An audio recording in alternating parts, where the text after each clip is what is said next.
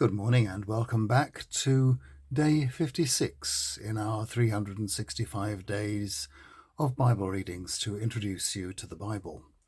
We are continuing with our ancient sagas. We're looking at the events in the Bible between the birth of Abraham and the Exodus, the time when the Jews escaped from Egypt.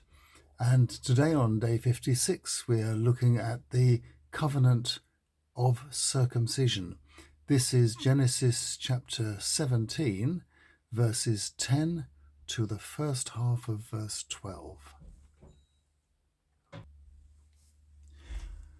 God said to Abraham, "As for you, you will keep my covenant." This applies to you and your descendants after you throughout all their generations. This is my covenant, which you are obliged to keep. It is between me and you and your descendants after you. Every male among you must be circumcised. You shall be cut around the flesh of your foreskin as a sign of the covenant between me and you. The male child of 8 days will be circumcised among you. In the previous 2 chapters, ancient editors had knit together a number of stories about Abraham's improving understanding of God, his promises, and his righteousness. In pursuit of an agreement between God and Abraham, a gory ritual was described, akin to the rituals that attended peace treaties 4,000 years ago. In that ritual, a number of animals and birds were slaughtered and split and arranged in 2 rows, so that those swearing to the agreement could walk in procession together between the split halves, bringing on themselves a curse if they broke the treaty. God had agreed to make Abram the father of a vast family, but Sarai, his wife, still didn't conceive. Yet Abram did father a child, Ishmael, with his female servant Hagar, an Egyptian slave. Ishmael is sometimes referred to as the ancestor of the Arab peoples, who call him Ismail. Then the ancient editor adds today's verses.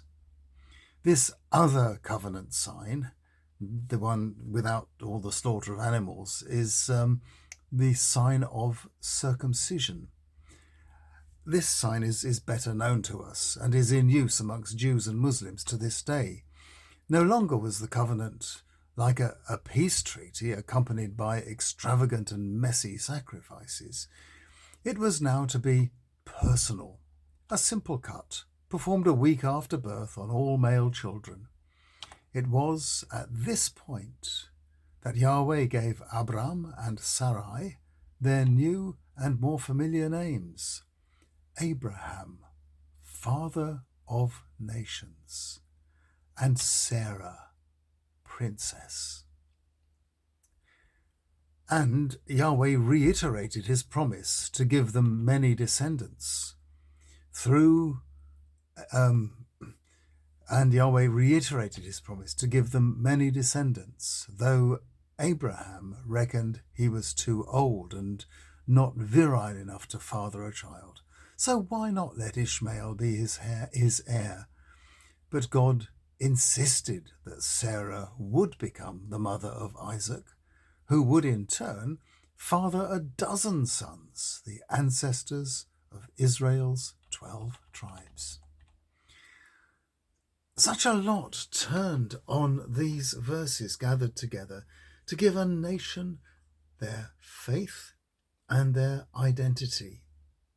The early Christians liked the story too, because here, before the law, before the priesthood and formal religion, they saw a man who lived by faith and was blessed and saved. Well, that's today. Tomorrow we visit another scene in the life of our ancestor Abraham, which the early Christians also liked, since it seemed to them to be a visit not just from Yahweh, but actually from the Holy Trinity. See you tomorrow.